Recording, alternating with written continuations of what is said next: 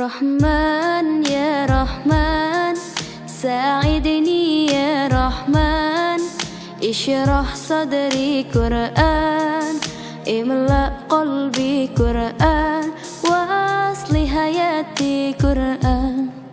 Rahman ya Rahman, sa'idni. Assalamualaikum warahmatullahi wabarakatuh. Innal hamdalillah nahmaduhu wa nasta'inuhu wa nastaghfiruhu wa na'udzu billahi min shururi anfusina wa min sayyiati a'malina may yahdihillahu fala mudilla lahu wa may yudlil fala hadiya lahu. Asyhadu an la ilaha illallah wahdahu la syarika lahu wa asyhadu anna Muhammadan 'abduhu wa rasuluhu la nabiyya ba'dah. Allahumma shalli wa sallim wa barik ala sayyidina Muhammadin wa ala alihi wa ashabihi ajma'in. Amma ba'd. Faqala Allah ta'ala fi kitabihil karim, a'udzu billahi minasy syaithanir rajim. Bismillahirrahmanirrahim. Syahrul Ramadan alladzi unzila fihi al-Qur'an hudan lin-nas wa bayyinatin minal huda wal furqan. Alaihi wa qala Rasulullah sallallahu alaihi wa alihi wasallam, Iqra'ul Qur'an fa innahu kana syafi'an lahu yawmal qiyamah. Shadaqallahu al-azim.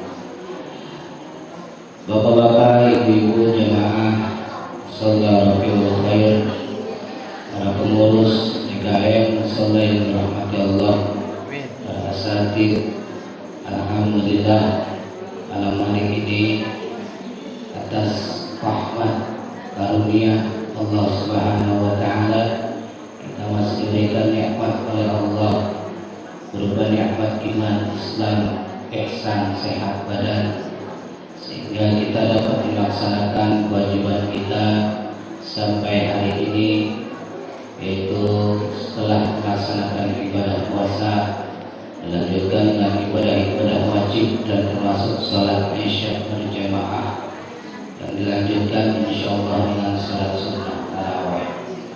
Mudah-mudahan segala rupa amal ibadah kita semuanya dikabul, diterima oleh Allah Subhanahu wa taala. Amin ya rabbal. Salawat serta salam semoga tercurah kepada junjungan kita baginda Nabi besar Muhammad sallallahu alaihi wasallam. Bapak Ibu yang dirahmati Allah, malam ke-20 ini berarti ini malam hitungannya tinggal 10 hari lagi, ya. 10 hari lagi ini fase krisis, fase krisis. Sebentar lagi kalau kita masuk ke 10 berikutnya, berarti kita masuk final, finalis. Nah, nanti dilihat siapa para finalis di 10 malam terakhir dan siapa-siapa yang nanti Allah menangkan. Jadi mudah-mudahan semuanya seluruhnya menjadi para pemenang. Amin ya rabbal. Malam ini kita malam tarawih yang ke-20. Kalau di dalam kitab Qur'atun Nasihin dikatakan wa fil lailatul 'ishrina yuqta thawabu syuhada was-shalihin. Di malam tarawih, di malam yang ke-20, orang-orang yang sholat sunnah tarawih insya Allah akan diberikan ganjaran pahala berupa pahala seperti pahalanya orang-orang yang mati syahid, orang-orang yang mati dalam keadaan soleh. Bisa. Sedangkan keutamaan orang-orang yang matinya mati syahid, syahid itu kalau dalam fikih model-modelnya banyak. Ada orang yang syahid dunia, ada orang yang syahidnya akhirat, ada juga syahid dunia wal akhir. Mana orang yang mati syahid dunia? Seperti cara orang yang lagi bekerja. Bu, dengar kata ini. Kita ngobrol, dia ngobrol. Bu, jadi malam ini ibu-ibu yang lagi tarawih dapat pahalanya pahala apa, Bu? Awal. Pahalanya malam ini kita mendapatkan pahalanya orang-orang yang mati dalam keadaan syahid. Ibu pengen matinya mati syahid, suruh perang dulu sama. Perangnya kejauhan kan, perang sama laki aja lah, jangan Bu. Kalau perang sama laki, dia matinya bukan mati syahid, mati sangit itu. Perang baju lebaran. Kemudian mudah-mudahan ibu-ibu, bapak-bapak semua di sini adalah para syuhada. Cuman kan tadi dikatakan syuhada itu orang yang mati syahid itu ada yang syahid dunia. Orang yang syahid dunianya seperti apa? Orang yang lagi cari nafkah, lagi bekerja, kemudian meninggal. Nah, itu juga masuk syahid dunia. Lagi ngojek, tabrak juga mati. Itu syahid tuh. Syahid dunia. Lagi kerja di bangunan, ketimpa bangunan, meninggal, syahid. Itu syahid dunia. Hidup ini di alam dunia pilihannya cuma dua. Ada orang yang meninggal yang matinya syahid, insyaallah husnul khatimah. Ada juga orang yang meninggal dalam keadaan sangit. Ada syahid, ada sangit, yang perlu dibedain. Banyak cara orang yang ingin wafat dalam keadaan syahid itu banyak cara. Cara satu-satunya cara yang paling efisien dan semuanya itu dalam keadaan syahid adalah mati dalam keadaan ibadah. Baik syahid dunia ataupun syahid akhir. Makanya kita hidup di alam dunia ini jangan jauh-jauh tujuannya. Tujuan kita di alam dunia itu satu-satunya tujuan hidup kita adalah ibadah kepada Allah. Wa ma khalaqtul jinna wal insa illa liya'budun. Allah ciptakan kita ke alam dunia ini supaya kita punya tujuan. Kira-kira tujuan hidup kita apa, Pak? Tujuan kita hidup di alam dunia ini apa? Ibadah. Ustaz berarti bekerja bukan ibadah. Ustaz berarti menafkahi istri dan anak-anak itu ibadah. Semuanya ibadah. Maka kita hidup di alam dunia ini tujuannya adalah ibadah. Orang yang ibadah di alam dunia ini maka dia akan mendapatkan dua fadilah. Orang yang mau melaksanakan ibadah ketaatan kepada Allah maka dia akan mendapatkan dua fadilah, dua keutamaan. Ini orang ibadah. Mana ibadahnya, mana keuntungannya? Yang pertama, ketika kita mau ibadah kepada Allah, mau taat kepada Allah, maka dalam ibadah yang pertama kita akan mendapatkan maghfirah, akan mendapatkan ampunan dosa. Kira-kira kalau kesalahan kita diampuni oleh Allah, enak apa enggak? Termasuk sholat sunat tarawih, termasuk puasa, termasuk ibadah-ibadah yang lain. Semua ibadah ada ampunan dosa. Termasuk orang yang kerja mencari nafkah pun ada bagian dari ibadah, ada ampunan dosa. Mau kerja apapun itu, selama pekerjaan itu halal, diperbolehkan, dihalalkan dalam agama, maka semua pekerjaan tersebut masuk bagian ibadah. Niatnya karena Allah, mencari nafkah untuk istri dan anak, itu bagian ibadah. Maka ketika kita bekerja, bapak bekerja siang malam, ibu-ibu bekerja di rumah siang malam, bagian dari ibadah kepada Allah. Disitulah ada ampunan dosa dari Allah Subhanahu. Enak deh. Makan ibadah bukan? Kenyang gak makan? Jangan cuma kenyang doang. Kalau pengen dapat pahala, niatin mau makan, baca bismillah. Maka makanannya seperti yang kita makan bukan hanya kenyangin perut, tapi kita dapat ampunan dosa dari Allah Subhanahu. Gara-gara makan Pak, kita diampuni dosa oleh Allah. Enak dong? enak. Makan gara-gara makan aja kita bisa dijauhi dari api neraka. Ini malam terakhir apa malam sebelum terakhir kita bakal dijauhi dari api neraka. Gara-gara makan kita bisa dijauhi dari api neraka. Makanya kita doa mau makan. Allahumma fima razaq wa qina adzabannar. Allah berikan keberkahan pada makanan kita. Allah berikan keberkahan pada rezeki yang kita raih. Dan juga dengan gara-gara makan dan makanan yang berkah itu, rezeki yang berkah itu, apa yang kita makan jadi berkah, apa yang kita makan jadi nikmat dari Allah. Di situ juga Allah akan jauhkan kita dari api neraka. Maksudnya kalau habis makan jangan lupa bersyukur. Maksudnya kalau habis makan jangan lupa mengucapkan alhamdulillah.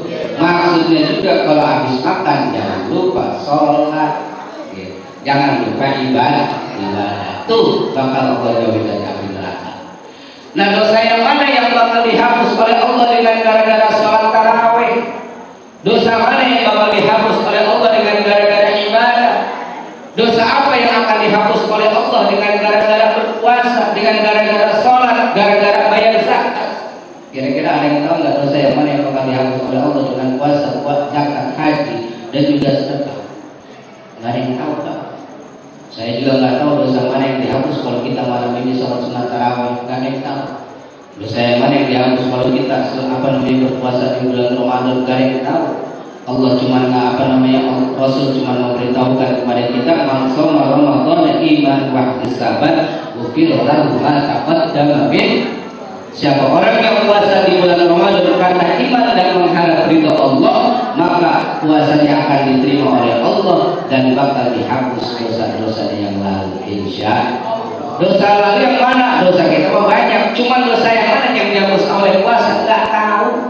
Kita nggak dikasih tahu sama Allah, kita nggak diberitahu Rasul sama Rasul. Coba kalau dikasih tahu enak gak Pak? Kalau umpamanya ada bahasa begini, umpamanya ada bahasa siapa yang suka ngomongin orang, siapa yang suka menggosip, maka dosanya akan dihapus dengan sholat sunnah tarawih. Enak gak kayak gitu?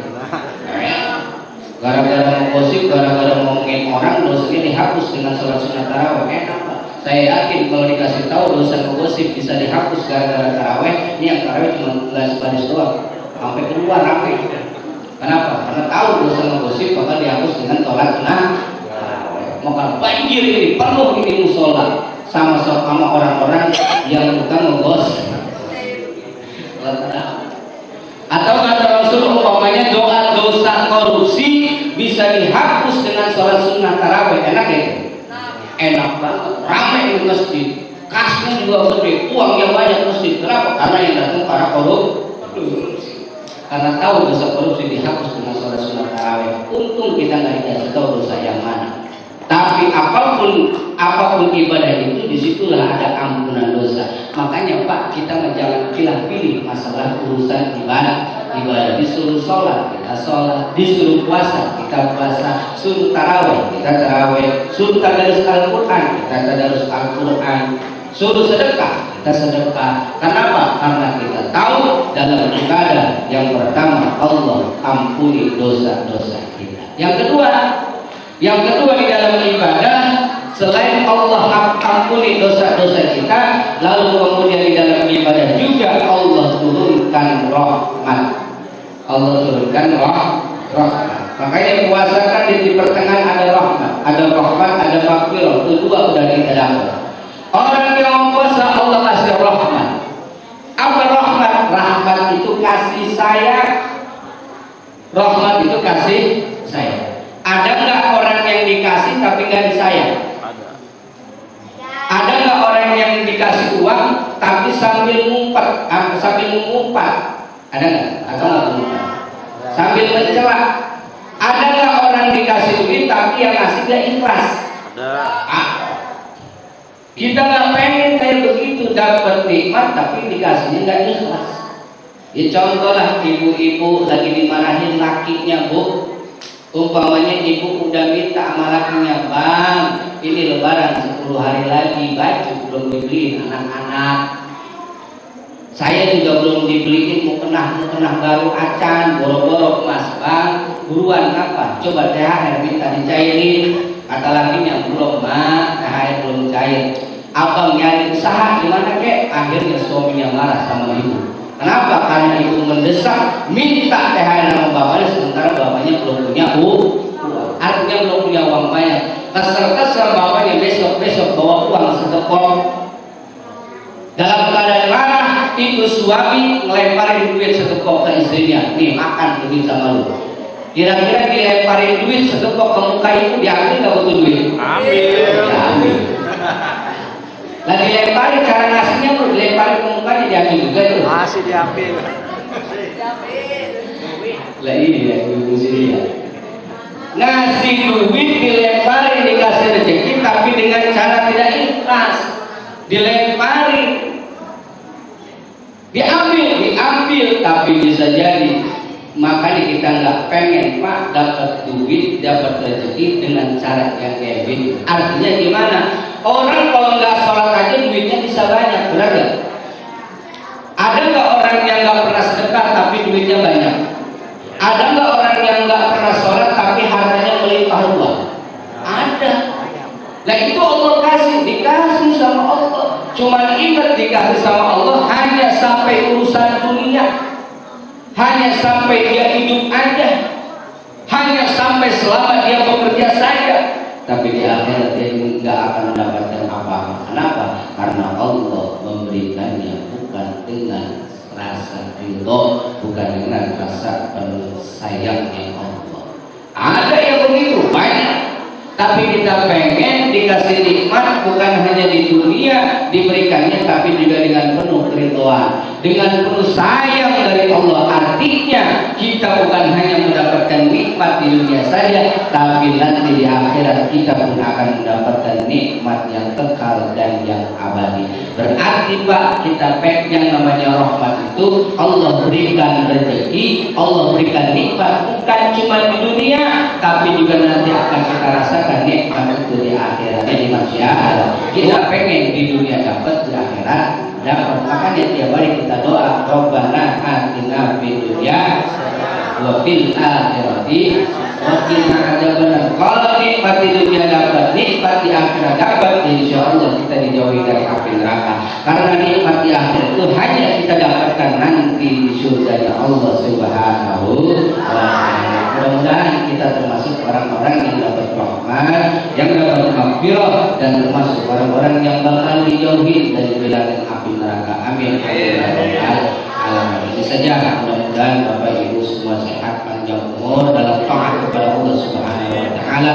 Mudah-mudahan kita termasuk orang-orang yang istiqomah dalam ibadah kepada Allah, dan mudah-mudahan kita disampaikan untuk mendapatkan kesempatan untuk melaksanakan hari raya Idul Fitri. Jangan lupa untuk membayar zakatnya yang sudah menjadi kewajiban kita. Amin ya rabbal alamin.